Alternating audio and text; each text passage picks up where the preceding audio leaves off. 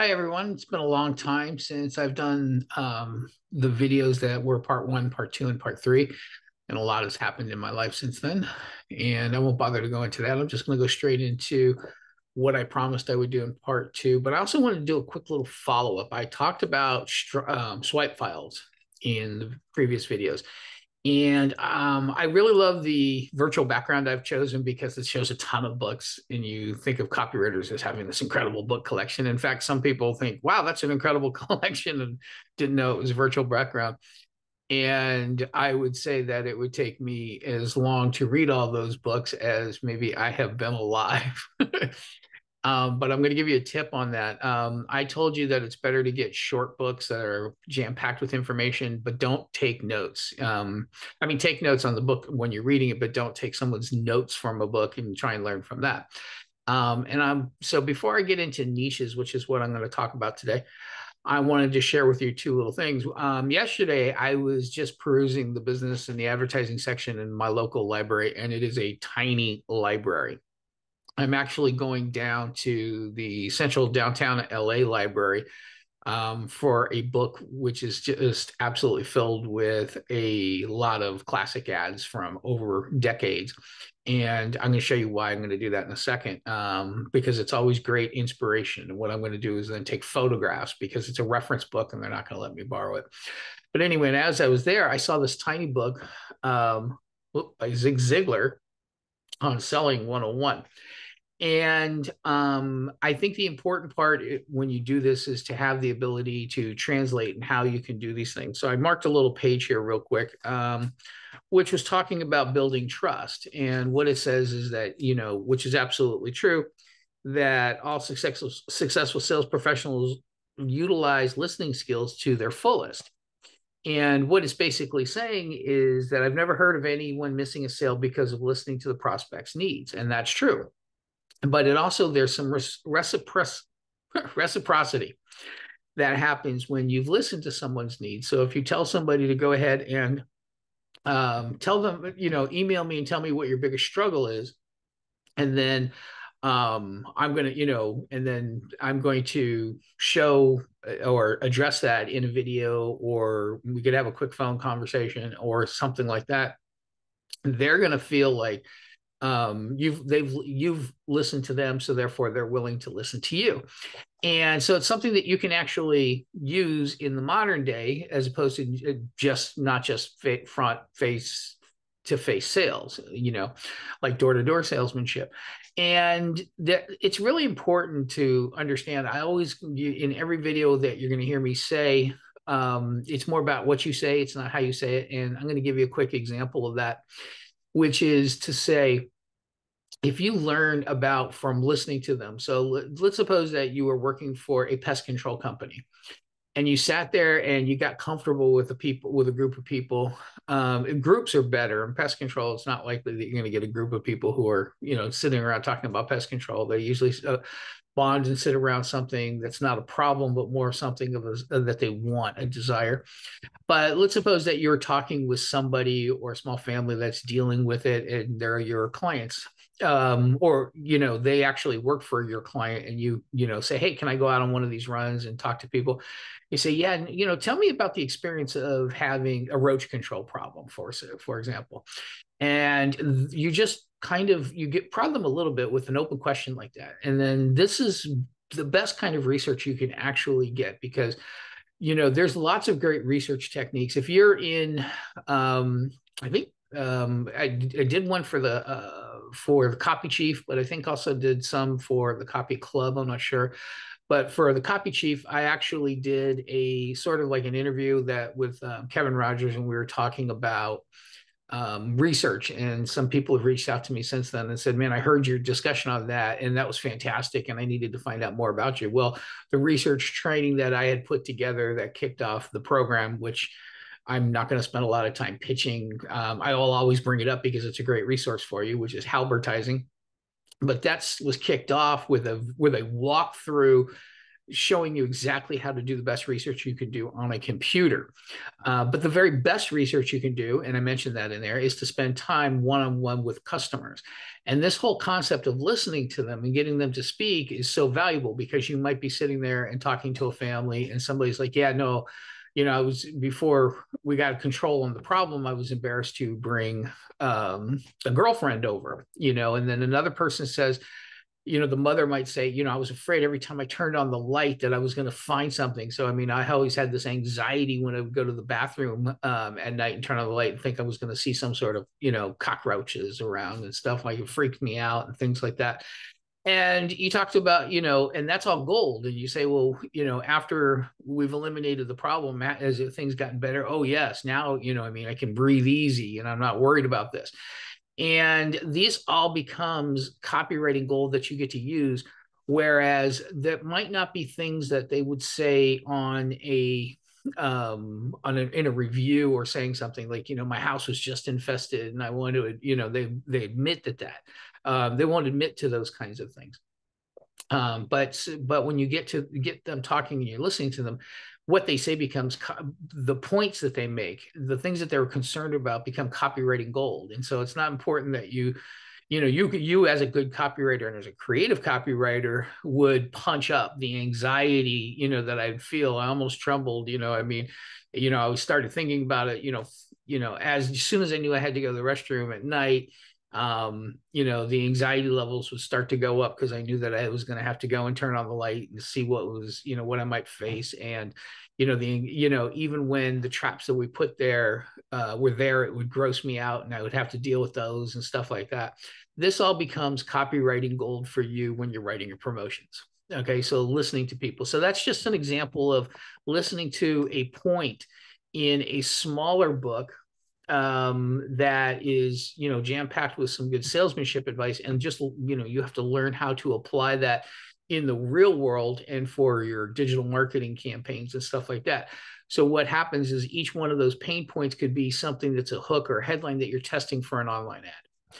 Another thing really quickly is I wanted to bring up and show you that, I talked about bringing back old school ads.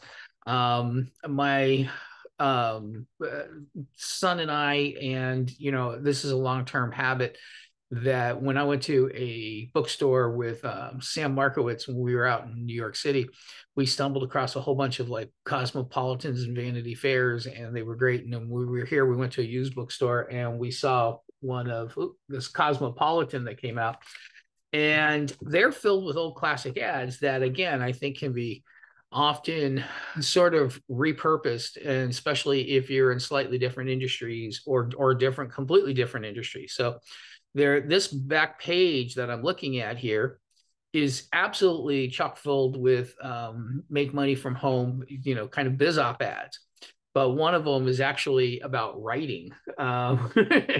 And so it's like, it's written to people who want to write for profit. And so people who want to, have that lifestyle, who want to write and have that laptop lifestyle, or to people who want to have that laptop lifestyle and you're worried about AI ruining that.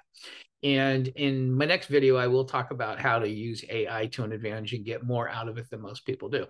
But this, again, is just an example of great copy that you can find. And if you go back far enough, it doesn't sound exactly the same as everybody else's.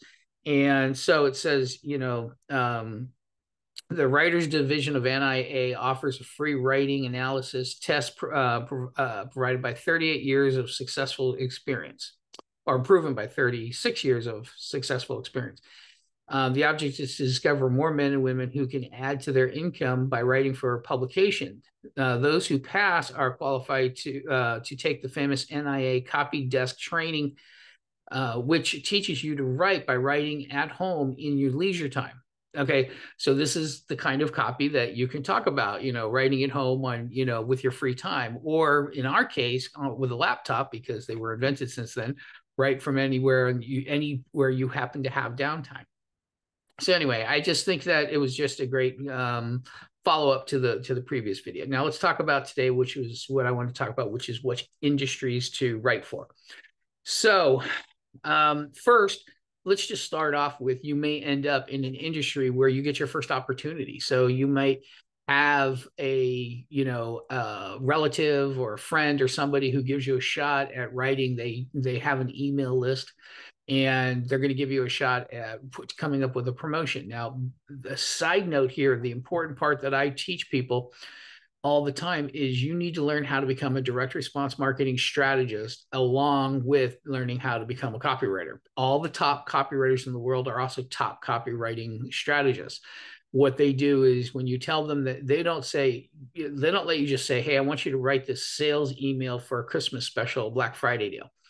And no, what they want to do is say, where do these people come from? Why did they sign up to be on this list? And that's much more important. I was in a group with some incredibly talented, very experienced, very high paid direct response marketers.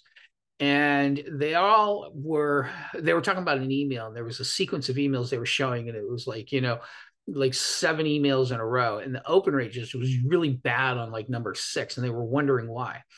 And they were diving into the tech of like, what Gmail's algorithm has changed to drive people into the spam box and all that, which didn't make any sense because the 7th email's open rate went higher up. And I just quickly noticed, I said, hey, number 6 is about a sleep aid. It's not about golf. The rest are all golf. I assume these are all people who got onto this list because they were interested in golfing tips. So if you want to sell a sleep aid, you need to talk about, the hidden or our most unknown effect of that sleep has on the quality of your game, and what professionals do about it. And that's going to drive the curiosity to get people to open up and start paying attention to that email. And they were all like, oh, wow, didn't even think about that for a second. And that's completely normal in business, to turn around and say, to not see the forest through the trees, right? But you have to become a direct response marketing strategist, because it opens up more opportunities. You may have people who have no list, and they are not thinking, why don't you throw this special offer, or why don't you do this to, and so one of the first things my father taught business owners, which is where I'm going to switch gears. I'm going to stop teaching copy for a while and start teaching business owners. But the first thing he would teach them is how to collect names and addresses of their customers. For me, it would also include contact info, so cell phone numbers, and also, primary email addresses and stuff like that. And then the specialty that I have is coming up with good offers and reasons to sell them, to make more money out of their existing audience, to increase the value of those people. And the more money you get out of your average client, the more you can afford to advertise and stuff like that. So it's just as important to know that. I'll give you an example. I can write a subject line and teach you how to write a subject line that will increase your open rates, guaranteed. But I can also tell you that you will get a lot more money if you just remail these people who didn't open with a different subject line and a different preview line, for, because Gmail shows you the preview of the very first line of the email. And so you don't have to change the whole email, but you might change it from, do you make these 7 mistakes, to I have, this is the one trick that worked for me. And it could, the email doesn't actually have to change that much, as long as the preview is changed and the subject line is changed, because the way that you've addressed it, you might get them. So you might be offering a solution to a problem that is giving them a benefit. So one subject line is saying, hey, do you want this benefit? The other one is saying, hey, are you having this problem? But it's the same solution to it. Anyway, that knowledge is just as good as the knowledge of what's going to help you write an open rate that gets you twice as many opens. So you want to learn both of those things, strategy. The top marketers are also studying funnels, as well as studying copy and stuff like that. And so when you might end up with the only opportunity in businesses that you have, having to show them and say, look, this is a great idea and a great offer that you can create, in your business. And so you have a small list of customers. Why don't we bring them back in? You've done all of this plumbing work for these people, that is basically, replumbing jobs, or, or for you snake drains and stuff. And they're customers who own homes. and you can send them an offer saying, hey, here's 5 ways to know whether or not your water heater could possibly be on the verge of exploding. And I have a very special deal that's very limited because I found this great water heater. My favorite water heaters actually on sale at the Supply Depot. And so I picked up 5 of them, and I'm willing to pass that savings on to you with a lower installation cost, but it's only for the first 5 people who take me up on this offer. And since you're one of my previous customers, I'm giving it to you, giving you a shot at this first. And so that's a creative offer, and that is a good reason to reach out to them. And that becomes, an opportunity to be a copywriter, okay, to get real life copywriting skills. So in any case, you want to study strategy as much as you want to do that. So you may end up having to choose an industry may be chosen for you, or that because that's the best opportunity you get. There are lots of ways to get clients. I'm not going to go into the last presentation I did on clients didn't cover all the, in detail, all the ways of getting clients. It touched on all the ways, but it told you the ways that I think are the best to go from a regular copywriter to becoming an A-lister. But we're still going to end up talking about niches that you choose. So whether or not that's going to be in local restaurants and writing email copy and writing ads for next door apps and stuff like that, or whether or not you're writing Google ads for large outfits, and so forth. But there's still the question of which niches that you want to study and which niches you want to start working in. Well, in the old days, when it was print, what we had to do, especially with newspapers, you had to have a very broad appeal. So it was like, how to live longer, have better health, have better sex, or be more attractive. Astrology was actually pretty huge and stuff like that, and make more money and things like that. So you had to have a broad appeal because you were paying per subscriber, for that newspaper. And so they didn't care that, only a small section of their people were actually interested. So if you were doing a weight loss offer, everybody who was in shape and not concerned about it wasn't going to read your ad. Okay. So you were still paying for the eyeballs to read that. So you needed a large chunk of the population or the subscribers to actually be interested in that niche. And so everything else that was outside of it, that was waste circulation. So, if you were selling, if you were selling weight loss, everybody who was physically fit and in shape was waste circulation.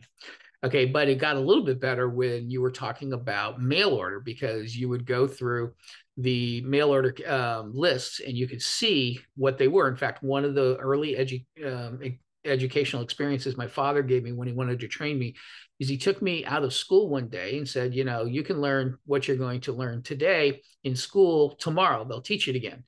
But I'm going to take you to where the magic happens in business. He took me to a meeting, and it was with Jay Abraham and Eric Weinstein, who was a list broker, and my father. And Eric would bring in the data cards with the largest universe of names. That meant that the list had the most names. And what it showed their average order value, the hot list, which is how many names, that came in per month, how many new names they got from the promotions that were generating these names, how much the names cost to mail and stuff like that. And Jay would talk about the kind of info products and offers to make to them. And my father would come up with the hooks and the angles and the headlines. And they would go, the 3 of them would work together on figuring out what kind of products to test. And mostly, and they lead into something which I'm going to suggest to you in a second. But now you can get so niched down, you can get so small. And that is a great thing, because one of the pieces of advice my father passed on to me, and I'm going to give to you, is write and try and choose something for which you are passionate about. Because if you're going to sit around and talk with a lot of people about, old cars, like let's suppose that your niche is aftermarket parts for 1960s classic cars, you're going to be talking to people who love that subject, and you're going to be talking about that subject a lot. So your life is going to be a lot better if you're talking about something for which you have a passion for. You are also going to be paying a lot more attention to everything they say in every little tiny thing. And the great part about that is if you're really a member of that community, when they turn around and they tell you some really interesting story, you're thinking, wow, I thought I knew everything. That was a great story. I'd never heard that before. Maybe I'm going to use that in my marketing. And so your gut feeling and your antenna is even more attuned if you choose a niche or that you have an actual passion for. You will find that the very best supplement writers actually take supplements. You will find that the people who write the sky is falling, gloom and doom, oh my God, this government's going to crush us and overtax us and all of that other stuff, are people who actually believe that. Okay. And I'm not saying that it's true or not true. I'm not getting into politics. What I'm saying is people who are their avatar usually are better at writing for their avatar.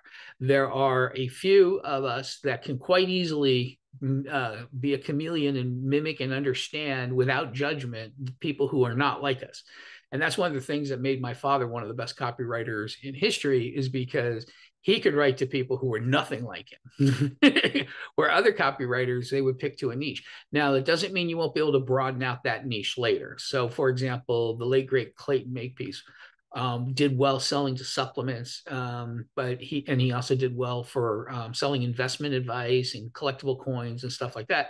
But basically, he was good to selling to the avatar, which was him, middle-aged, well-to-do person who hated paying taxes and wanted to live longer because they had a great life, and wanted supplements and all of those other things. And so it was kind of like, imagine yourself and being able to choose from all the niches of all the things that you're actually interested in. So you get to broaden out after that. But nowadays, you can target so many little micro niches. I mean, when I was a kid, if you wanted to know about musicians or music, there were music magazines, and they would be talking about, whether it was Angus Young or Eddie Van Halen was the better guitarist and stuff like that. But, and that would be one article and stuff like that. Now you can get, if you were to look up AC/DC fandom, there's like groups with thousands of people who are AC/DC fans, and you can start your own group of that. So because you can reach so many people so much easier, you can choose little smaller subjects that you're passionate about to deal with. Now, there is when you're looking at people, there is what my dad used to talk about, was going after players with money. And this is where I'm going to tell you the truth about my father, which he didn't tell everybody else openly, which was, yes, players with money, people who are willing to, your $10,000 clients will be less of a pain to you than your $500 clients are. That's actually very true. And it's a reality. The thing is, marketers deal with what the reality is.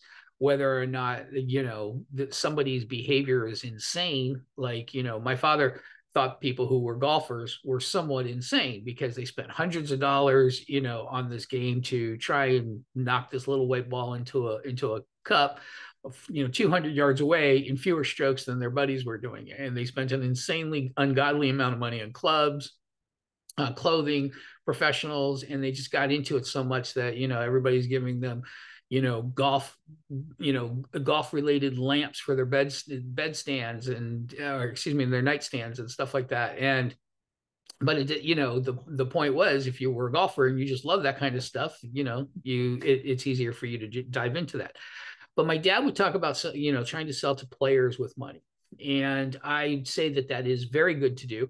You need fewer clients. Somebody in a social media group brought up, if you needed to make $1 million, would you rather shoot for 4 people paying you $250,000, or would you rather shoot for, 1,000 people paying you $1,000? Well, the truth of the matter is, you can't really shoot for 4 people paying you $250,000 unless your Google sniff test is fantastic. So, when people look you up, are you seen as a top professional in your field, that's worth that kind of money?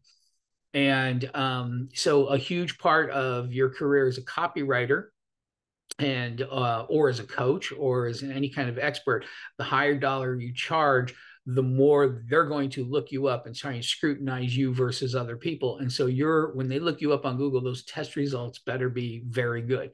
And they they have to be much better than I have a LinkedIn page and stuff like that. And again, I'm you work on that. You can, I'll just give you a quick tip on that. I do have a training for that. That's inside Halbertising. But the tip I'm going to just give you on that is look at other people who are serious professionals and see what are the results that come up when you Google their names, and then ask yourself, how can I get those same results?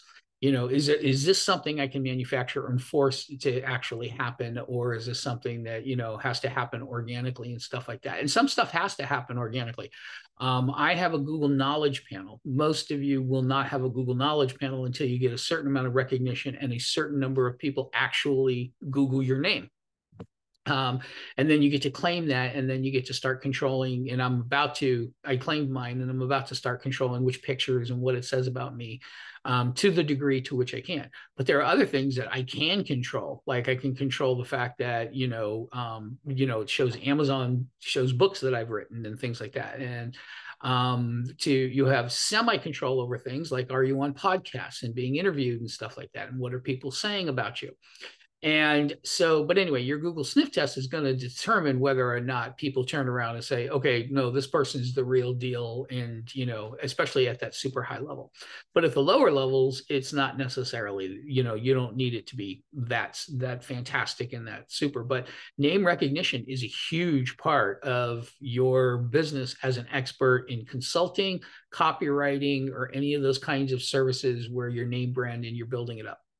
Okay, so the other piece of advice I'm going to give you that my father gave me, and I will tell you, is info products are often the best things to get into selling. And the reason for that is that once the info product is created, the amount of profit per sale or contribution to overhead, because you're going to have to spend money advertising to sell that product, is a lot larger. So if I'm selling you a lamp that costs me, I'm selling a lamp for $100 and the lamp costs me $50 to buy, that's $50 in profit or, contribution to overhead when I sell it. So if I advertise and costs me $25, it's a huge chunk out of my profit to give you 5% of the gross. Okay. But it's not a huge, but if it's a digital product or a coaching program or something that I've created, I can give another copywriter 5% of the gross, and it's not nearly as it's not nearly as shocking or devastating to the bottom line profits of things. So info products, and you can use AI to create info products in the niches that you want. Now, when it comes to getting real live world experience, and I'll talk about that in another video, you have a few options. And one of them is to choose the niche that you want and start building your own list in that.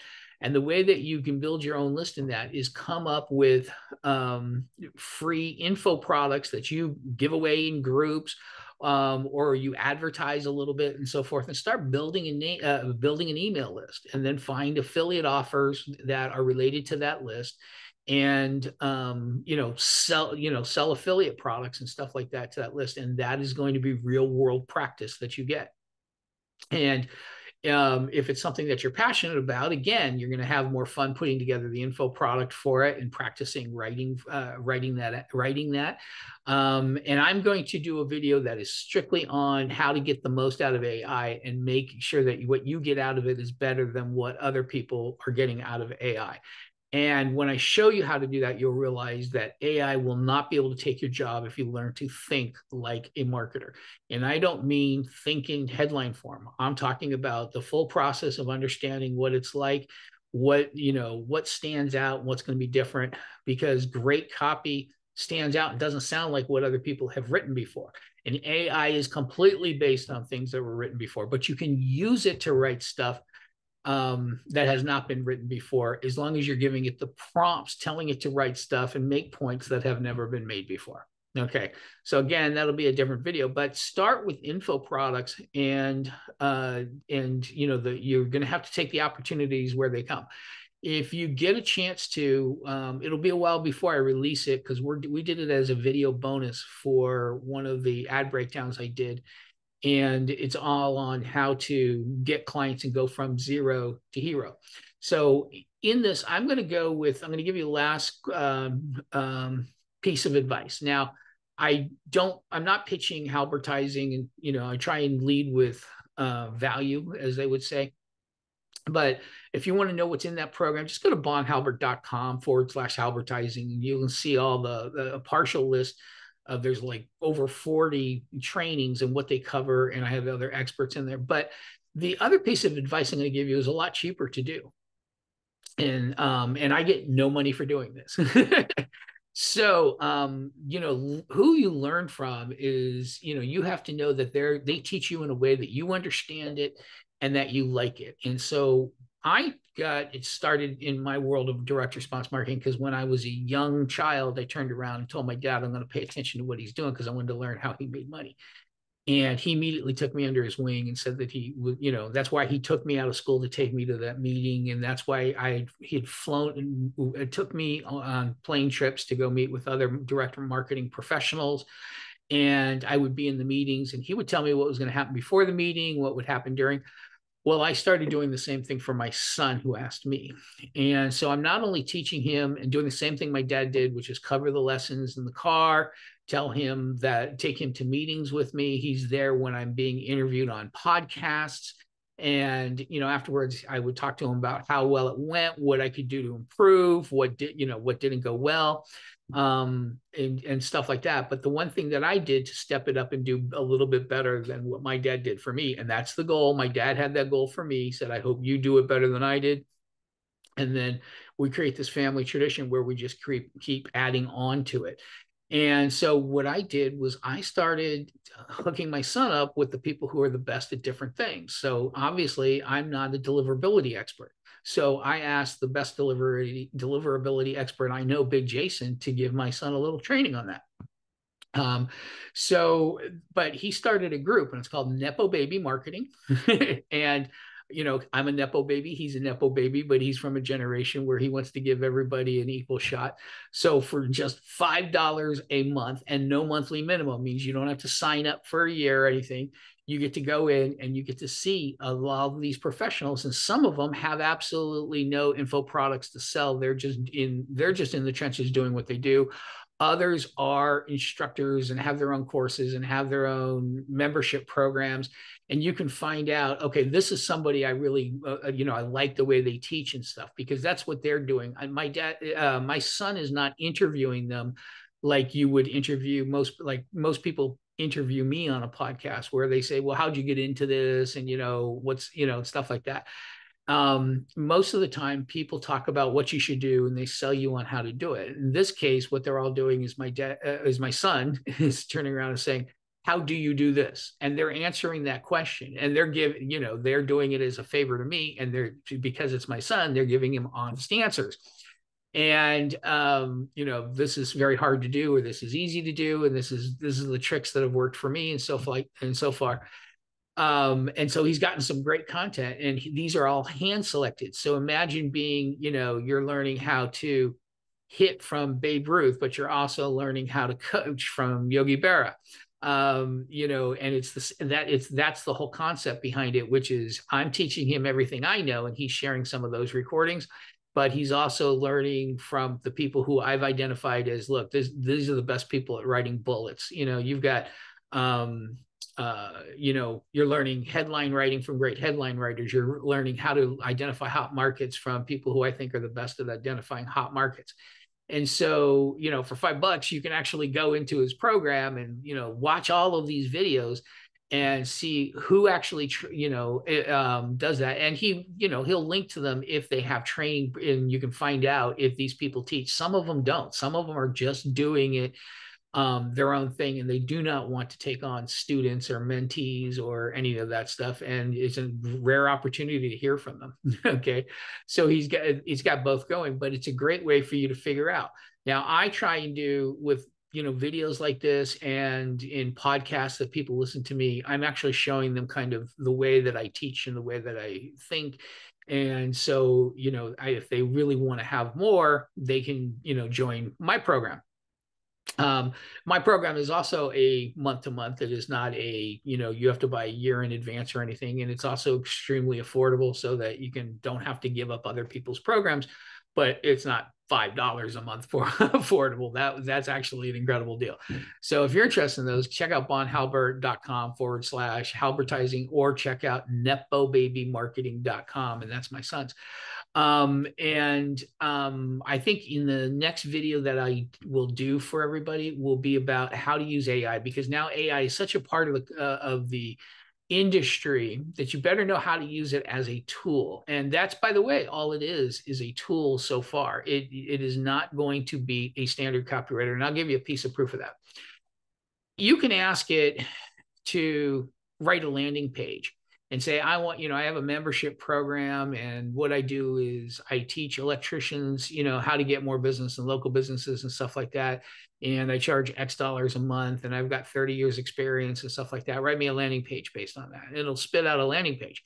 It'll spit out a landing page that sounds just like the templates that other people have used to sell the same products or make the same offer all over the web, because that's what AI is doing. It's scouring the web, seeing the majority of these people all say this, so we have to say this. And the people are resonating with these points that people are making. It cannot come up with something that nobody has thought about saying before. So my dad one time did a perfume ad, and it said, wife of Hollywood movie star swears under oath that her new perfume does not contain an illegal sexual stimulant. Well, it's not going to come up with something like that, right? In fact, I've asked it to come up with perfume ads to see what it did. And it was a lot more like, obsession and, the classic type of perfume ads that it was modeling and stuff like that. But AI, if you think like a marketer and you think outside the box and you make all of these other points that nobody else is making and you stick them in. So basically you're saying, I'm not going to worry about the wording, but I'm going to say, make this point, that point, this other point. I want you to say this, that, and the other. And you end up with a lot better copy to come out of it than somebody saying, give me a landing page that's modeled after, John Carlton, that sells this type of product. Okay. And so people think they get great results from that. What they actually get is the same kind of results that somebody, working with a lot of templates does. And that doesn't mean it doesn't work, because doing something is better than doing nothing, but it's not going to be revolutionary or groundbreaking. Okay. And so I will show you how to get those better results out of AI in my next video. So I hope that you've gotten some benefit of this. I know that I've spoken a lot more than just about niches here and stuff like that, but it is something that you eventually will have an opportunity to choose which niches you really want to target and work in. But of course, at the very beginning, you may just be stuck doing with what is, offered to you, or the first people who accept your offers as a beginning copywriter. Okay, so with that, want to wish everybody good luck, and I'll see you in my next video about AI.